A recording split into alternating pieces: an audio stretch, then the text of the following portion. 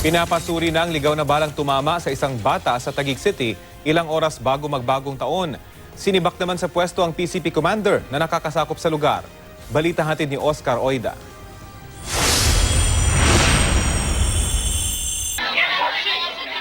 Ang video na ito kuha sa 10 taong gulang na si Gian Penasilla at mga kalaro nito habang masayang nagkakaroling sa kanilang lugar sa may barangay Palingon sa Taguig ilang araw bago sumapit ang Pasko.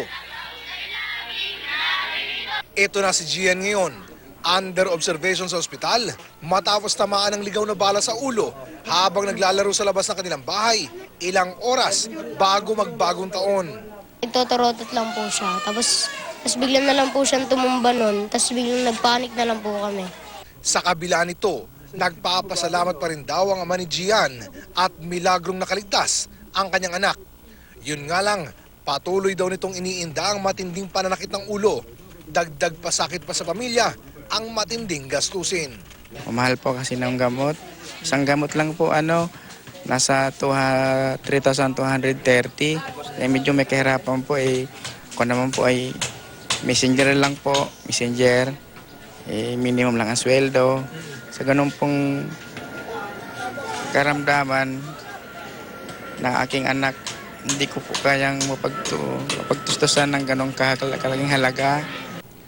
Sinibak na sa pwesto ang PCP commander ng PNP na nakakasakop sa lugar, alinsunod sa utos ni PNP Chief General Bato de la Rosa.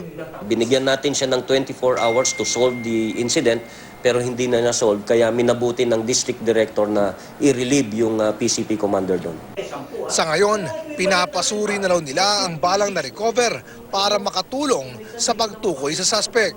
Malalaman kasi natin yung trajectory, no? Pag nakita yung trajectory, yung general area kung saan pwedeng nanggaling yung bala na yon, ma-identify yon.